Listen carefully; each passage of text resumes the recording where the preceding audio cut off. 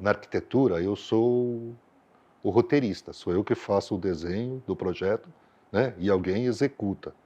No cinema, eu sou o mestre de obras, a planta vem pronta, né, que é o roteiro, e fala, vamos construir, né, está apoiada nisso, nisso, naquilo, né, entra a luz por aqui, essa aqui. Esses são os sistemas, a gente vai lendo e vai construindo. Nada impede que em algum momento eu diga, ó, eu sei que o projeto é seu, mas aqui está um pouco fraco, não é melhor reforçar essa coluna? E reforçar essa coluna, às vezes, é fazer tá indicado um cenário, e você vai lá, pô, vamos para uma situação mais grandiosa, uma situação que represente mais esse momento de sucesso, por exemplo, do personagem, ou o contrário, vamos para um lugar mais sujo e malvado, que ele está no fundo do poço, esse bar está muito chique para ele está todo triste nesse bar, vamos para um bar que carregue essa intenção.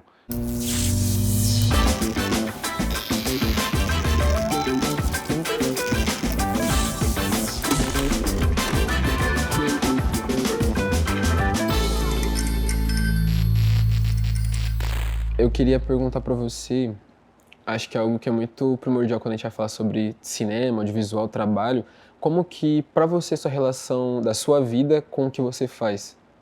Em questão de pesquisa e execução, assim, de tipo, seus anseios pessoais dentro do trabalho, sabe? Entendi. Eu sou arquiteto de formação, então assim como na arquitetura, nem todo projeto tem o mesmo potencial.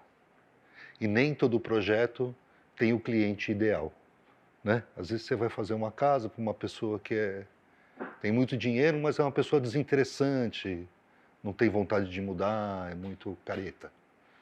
E às vezes você vai fazer o trabalho para alguém que não tem um tostão, está sem dinheiro, mas é uma pessoa que tem uma visão de mundo maravilhosa e isso contamina o projeto. Então no audiovisual eu acho que também tem altos e baixos, entendeu? Sim. Então a gente tem que ter um approach profissional em relação ao projeto, né? Porque nós precisamos resolvê-lo, independente das minhas opiniões a respeito daquela origem, né?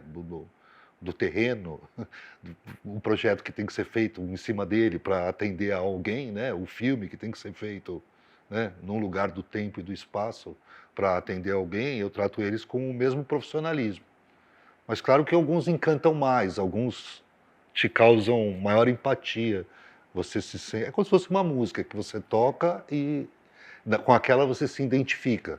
Você sente que tem uma raiz brasileira, e tem outras que são menos, né? Que você participa da gravação, o disco até às vezes, né, fica bonito, a gente consegue melhorar o filme, mas não consegue salvar filme nenhum, né? A direção de arte não salva filme, estraga, mas não salva. Essa é o mais Então eu difícil. falo, a gente vai fazer para melhorar o filme, né? Ou pelo menos para não atrapalhar, porque também é parte do jogo, como as outras, né? A direção de arte não é só a cenografia, né? É uma série de escolhas, ainda mais a maquiagem, o figurino, Todo o os universo do filme faz automóveis, parte. as armas, tudo isso faz parte desse guarda-chuva do production design, assim, né? Sim.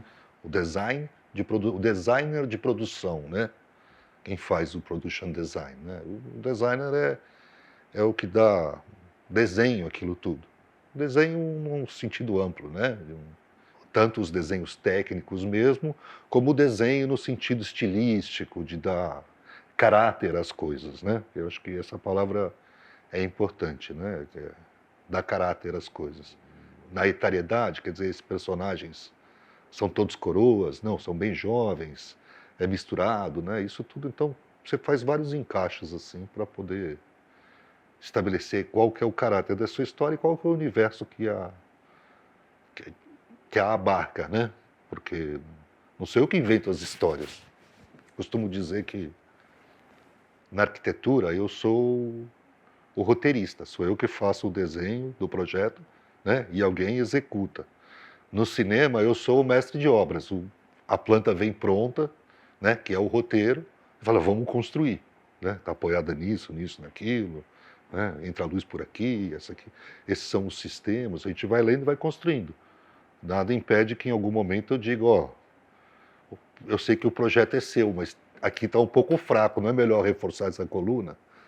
E reforçar essa coluna, às vezes, é fazer tá indicado um cenário, e você fala, pô, vamos para uma situação mais grandiosa, uma situação que represente mais esse momento de sucesso, por exemplo, do personagem, ou o contrário, vamos para um lugar mais sujo e malvado, que ele está no fundo do poço, esse bar está muito chique para ele está todo triste nesse bar, vamos para um bar que carregue essa intenção.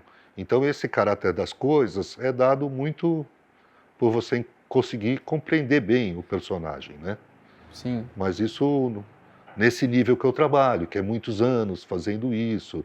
No começo eu não achava nada disso. Mas eu sempre tive isso com o personagem. Eu acho que a gente tem que sempre... É ele que vai nos conduzir. Eu acho que essa é a palavra correta, né? E conduzir Sim. a todos. A direção, o próprio ator que está fazendo ele, os figurinistas, os maquiadores. Todos eles vão lidar com esse objeto em comum, né? Esse objeto cênico que é o personagem. Objeto cênico é um termo errado, mas eu vejo ele muito dessa maneira, sabe? Que ele é uma composição entre várias coisas. Sim. Acima de tudo do trabalho do ator, né? Que traz consigo, às vezes, muita pesquisa, muita dedicação, engorda, emagrece, fica cabeludo. Coloca prótese. Coloca próteses, exatamente. E é tudo muito sofrido, porque quanto mais horas de maquiagem por dia, mais ele tem que se dedicar, mais é penoso, né? Mas quando dá certo é muito gostoso também, né? Vale a pena. Responde, né? Esses esforços todos, o personagem surge para todo mundo, né? Isso eu acho que é um pouco da essência do teatro também. Que às vezes você não tem nada, mas só tem o personagem, né? E continua funcionando a peça, né? O filme necessita de um aparato e tudo mais, né? Mas à medida que você vai deixando ele pelado, por assim dizer, né? Tirando a roupa, as roupagens, né? Mas o Dogville, né? Do Lars von Trier, aquele que os desenhos estão no chão, aí 10 minutos de filme você já acostumou e está entendendo a história, né? Sim, você já absorveu tudo. Quer dizer, esse negócio de você se colocar para dentro da tela de cinema não é uma ilusão porque tudo parece de verdade. É porque o personagem parece verdadeiro. Naquele caso, fica óbvio. Não tem metade da parede. Mas você não liga, né? A Nicole Kidman continua sendo aquela mulher que acabou naquela cidadezinha, que está passando aqueles perrengues todos, com aquela gente maluca, né? E que uma hora os gangsters vão chegar, né?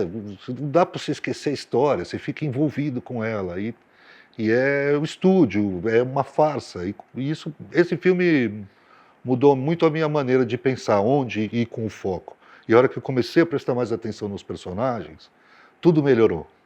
Minha relação com a direção, minha relação com o figurino, minha relação com a maquiagem, porque a gente fica perto do cerne, perto do ponto principal da nossa narrativa. Com isso também mudou minha maneira de fazer os cenários, que é contar que dali para fora do quadro, para fora, as pessoas imaginam. Então você precisa sugerir coisas que levem a você imaginar o resto de fora.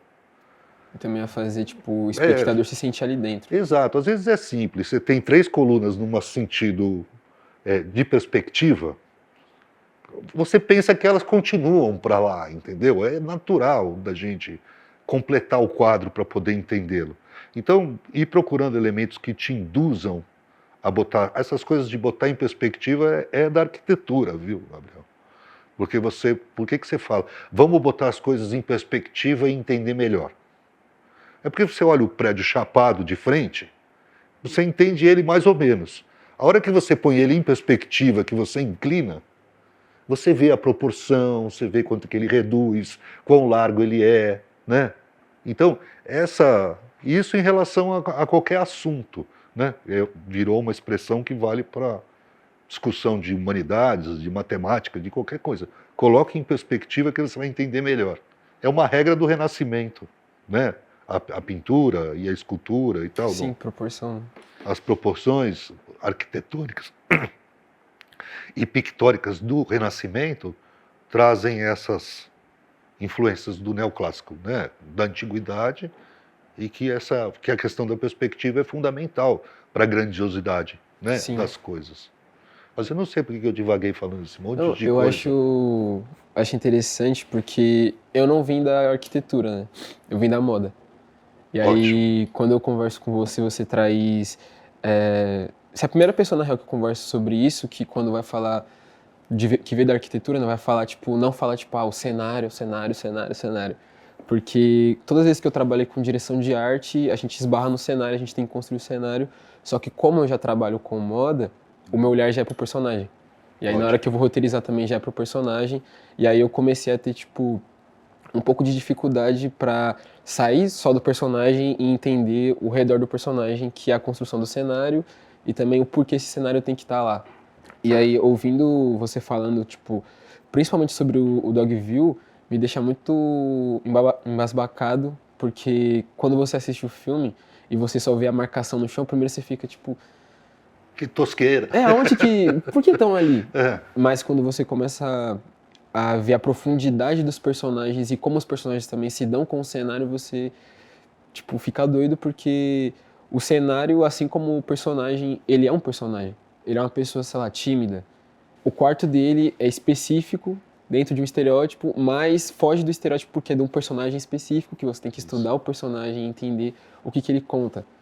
E é muito doido isso também pra mim, porque você meio que tem que viver como essa pessoa vive e essa pessoa não existe. Mas ela existe sim. sim, é. E aí, tipo, você criar esse cenário, você criar esse figurino, você criar essa maquiagem e também conversar com outras pessoas para que essas pessoas também vivam essa história, para que depois que isso aconteça, tipo, daqui 1 ano, 2 anos de produção, as pessoas que vão assistir também se vejam nesses personagens. E aí, isso é muito doido porque você acaba vivendo narrativas, entre aspas, para outras pessoas. É. Só que são as suas narrativas também. Por isso, quando eu perguntei como que você se coloca nisso. Sim. E aí, tipo, você falou, eu sou arquiteto de formação. E aí, como que a arquitetura fez você, tipo, olhar para o audiovisual? Porque para mim, eu estudava moda já, estudava cinema, só que eu conheci o Instituto Criar por conta da moda. E Olha, por conta de um amigo meu, e eu me inscrevi no último dia de inscrição pro Criar, porque eu nem sabia o que era o Criar. E aí, quando eu entrei lá, eu comecei a estudar direção de arte e cinema, tipo, em questão de produção. Eu já tinha trabalhado um pouco com moda, com audiovisual para moda, mas não com esse olhar de criação de personagem, roteiro. E aí, até hoje, para mim, é muito pessoal o meu trabalho. Quando eu vou me sentar para pesquisar e para, tipo, entender o que eu quero construir, sempre é muito pessoal.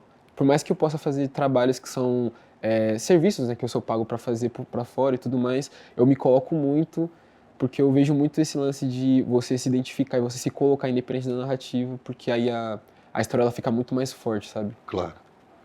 Eu acho que assim, a gente precisa sempre fazer um esforço desde jovem para vivenciar as coisas, né? E vivenciar as coisas não é ir só aos lugares, é estar com as pessoas, né? E ver as pessoas, porque pessoas de diferentes estratos sociais, diferente faixa etária, tudo isso são sempre contribuições para o seu acervo pessoal de experiências, porque são elas que você vai botar em jogo quando você for fazer o cinema, o teatro, seja lá o que for. Não tem um outro material mais valioso do que a sua própria vivência. Às vezes você tem uma relação direta, o personagem parece com você. Sim. Né? O Terra Estrangeira, que foi o primeiro filme que eu fiz, que é um filme preto e branco, do Walter Salles e da Daniela Thomas, o personagem era um rapaz da minha idade, na época lá do Collor, meio perdidão. Era eu, entendeu? Assim, ele usava a minha jaqueta no filme. O diretor pegou essa jaqueta do Cássio, põe nele. Ficou ótimo, vamos assim. Porque tinha essa afinidade. Então, às vezes, dá a sorte de ser uma pessoa parecida com você, aí tinha que fazer o quarto dele. É claro que eu sabia fazer o quarto dele. Ele parecia. Ele era parecido comigo, né? Já no Central do Brasil era a Dora. A Dora é a Fernanda Montenegro fazendo aquela senhora que escreve as cartas na Central do Brasil. Aí como é que eu vou fazer, né? Assim, eu tinha que, se eu não tivesse tido vivência nenhuma de ir a conjuntos habitacionais na faculdade, de conhecer pessoas, né, de uma classe social bem mais baixa que a minha, com aquela vivência, com aquele histórico. Eu tive que catar ao longo da minha vida inteira pessoas que... É claro que a Fernanda Montenegro era a Dora. Por quê? Ela é uma suburbana, fez curso normal, sei lá, a mãe era professora. Então aquele histórico que a Fernanda botou em prática ali, não é inventado do nada.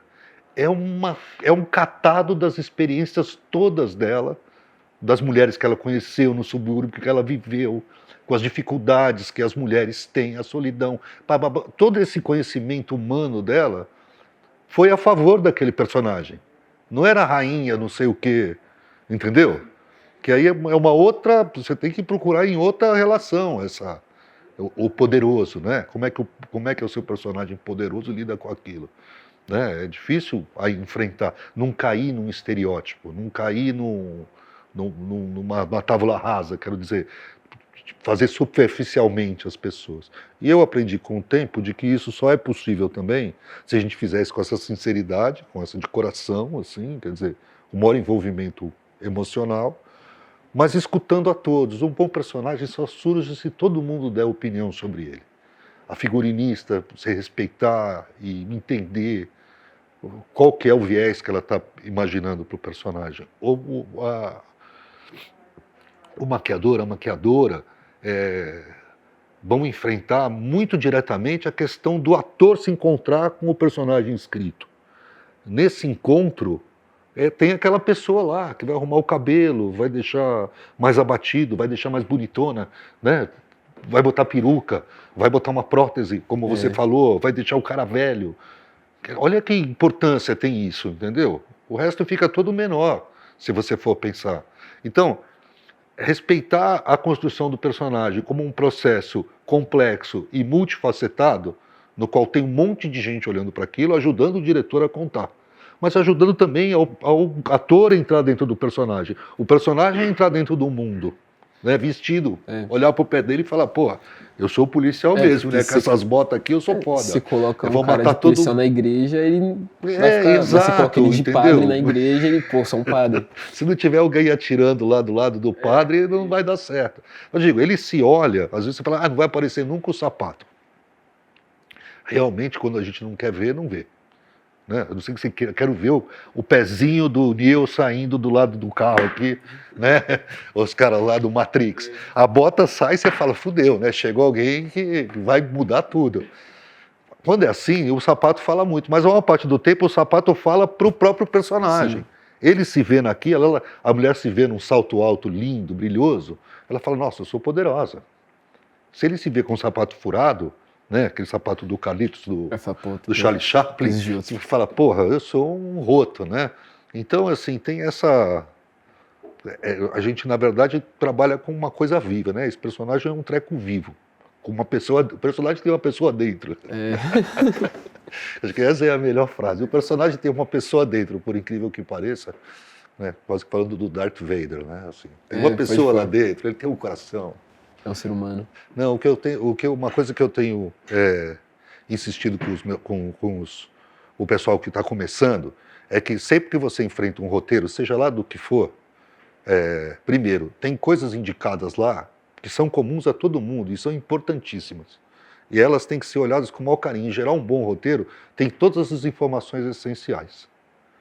Mas muitas vezes, o nosso trabalho reside mais nas coisas que não estão escritas no roteiro. Sim. Nos entendimentos das lacunas que o roteiro... O roteiro dá uma série de dicas. Você junta todas elas e fala, bom, então tem ele é um cara meio assim, né? O Gabriel trabalha no O2, com 30 anos, é solteiro, ganha bem, né? Carro do ano, rico, aí você vai, né? Toma cerveja. Vai entendendo e vai construindo o personagem. Me perdi nessa que eu estava falando. O que eu estava falando? Você estava falando sobre a construção do personagem dentro do roteiro. Não, o que eu estava falando é que o roteiro tem coisas que estão lá escritas e que a gente não pode perder de vista e que é a essência do projeto, né, do filme, da série, da peça, mas que o nosso trabalho só funciona se a gente lê nas entrelinhas, a gente entender as coisas que não estão no roteiro. E justamente a descrição da roupa exata, a descrição do cenário no qual a gente vai se encontrar, a descrição da cidade ou da esquina em que os acontecimentos se passam, muitas vezes cabe a gente Sim. propor, porque está em aberto, vem aberto no roteiro.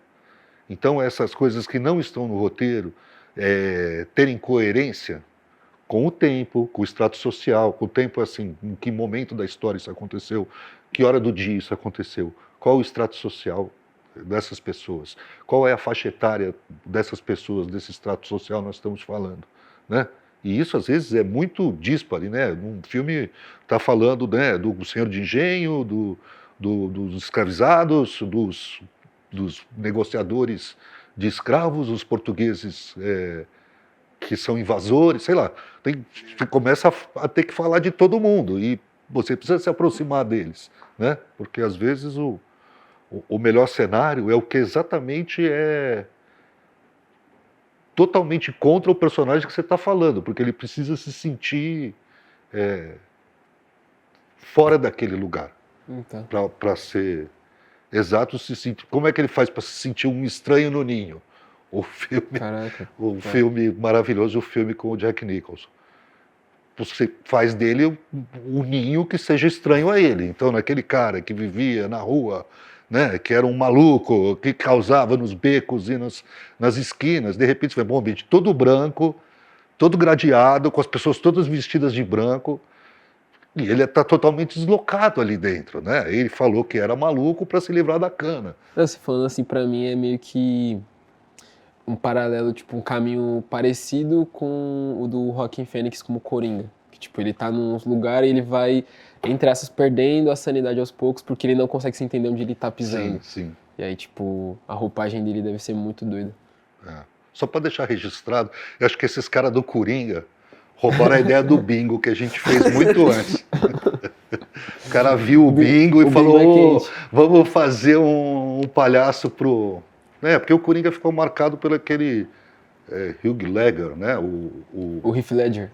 Heath Ledger, eu nem sei falar o nome dele. É o de 2008. Mas que eu adoro ele, aquele é um super ator, né? Que morreu prematuramente, né? Quente. E agora eles, só depois do bingo é que eles tiveram a ideia de voltar com o palhaço. Pô, mas ele é um palhaço. O bingo é muito forte também, mano. O bingo eu gosto. Também é um filme feito muito em cima das nossas vivências, né? Assim, porque eu estava lá nos anos 80, né? Eu convivia com aquele mundo, assim. Então, até a hora que ele fica rico e compra um carro. Aí os caras queriam o carro do ano. Eu falei, ninguém compra carro do ano, cara. Você compra o melhor carro esporte que você acha. Entendeu? Você vai lá na loja e fala, quero esse. E era o Opalão. Aí eu botei o Opalão SS, que é um carro mítico, assim, na história automobilística do Brasil. Botei lá no filme, ele como aí anda na praia, né, cara, com o carro. Para mim Para mim, acertar o carro do personagem é meio filme acertado, cara, assim, porque quando você erra o carro, você erra o personagem inteiro, entendeu? Né? É que nem o sapato. E por que não podia ser outro carro? Não, porque o personagem do bingo. Não, a gente estava atrás de um carro que representasse esse sucesso dele, né? E um sucesso momentâneo, explosivo, de alguém que é um pouco desvairado, né? Ele não era um cara equilibrado, um maluco que fazia o bingo, entendeu? Ele era um cara, tipo acelerado, fútil, meio doidão mesmo, tá lá no filme. Então era esse filme, estávamos atrás desse carro que fosse o exagero, né? Que fosse notadamente um carro playboy e que o cara deixasse a gente andar na praia. Porque tem muito carro que o cara não deixa andar na praia, né? Tipo, vai estragar meu carro, são muito... Não, tô brincando, era claro que era uma função, ó. Acha um Opala assim e avisa, nós temos que fazer uma cena na praia, não entra na água, nada disso, mas vai andar na areia, depois lá vai ficar bom, né? Aí eu fiquei super orgulhoso, assim, Você acha que a sua experiência com moda, de algum jeito, vai acabar te aproximando do figurino dentro desse processo? Ou você quer se manter fiel à direção de arte e procurar mais ela como o guarda-chuva de todas essas coisas? Porque, olha, eu tenho uma admiração pelo pelo guarda-roupa, né? Pelo figurino. Eu acho que não é produção de moda. O figurino é construção de personagem. Produção de moda não sabe fazer gente rota, gente triste, gente morrendo.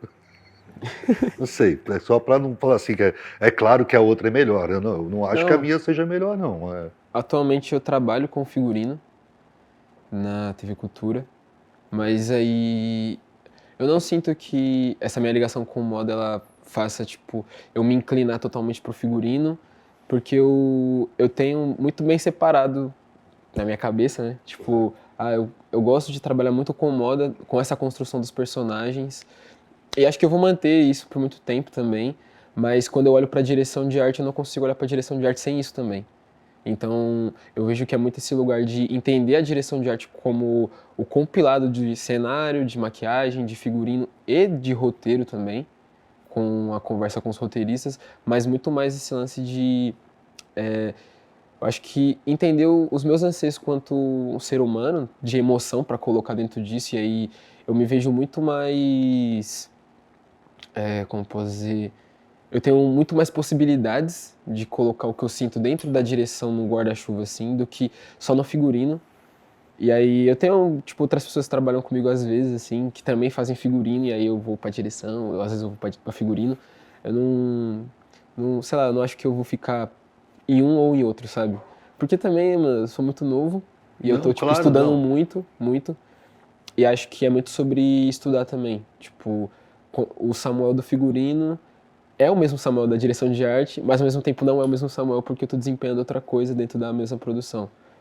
Eu não sei, tipo, te responder muito bem, assim, de, tipo, se eu acho que eu vou pra um ou pra outro, mas eu acho Eu acho que essa que é a é esse melhor. caminho, assim. Eu acho que a melhor resposta é essa, cara. Quem É, tem muita certeza é, quebra a cara, entendeu? sim, Tem que ir levando. Então, eu acho que uma coisa mais importante que você falou é que eu estou estudando. Eu sou uma pessoa, eu tenho quase 60 anos, e cada vez eu gosto mais de estudar. Eu era ruim de estudar, cara, quando eu era pô, jovem. Eu não gostava. quando eu era um pouco mais novo também, aí eu E comecei aí, cada vez eu comecei a tomar mais gosto. Quando eu descubro uma coisa que eu não sei, do campo que a gente gosta, claro, né? Que se eu for falar em biologia, na página 2 eu já não sei tanta coisa que eu. Sim, Mas é uma coisa que me encanta, né? Assim, coisas que me encantam. A história do homem, a história do design, a história da moda, né? A história do cinema.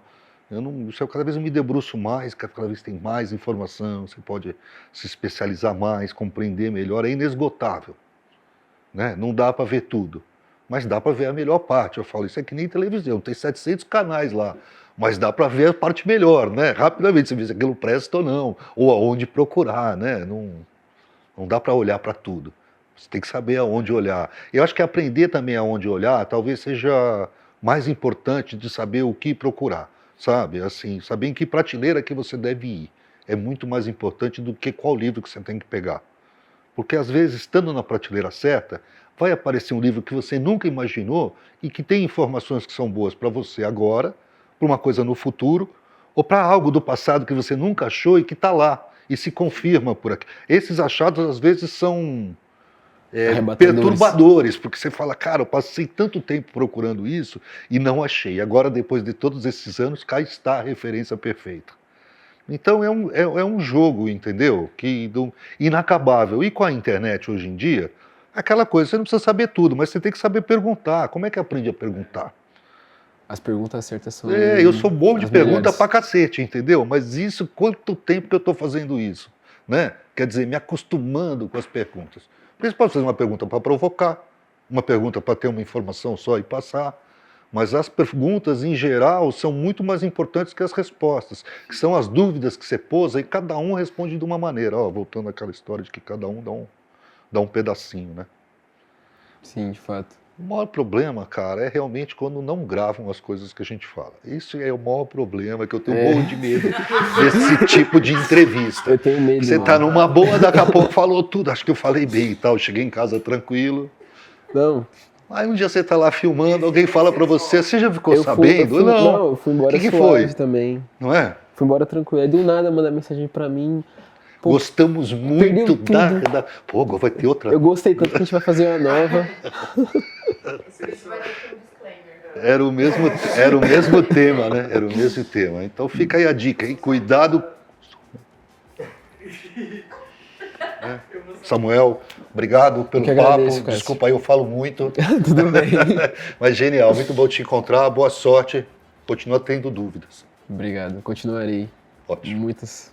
Não pare de estudar. Não paro mesmo.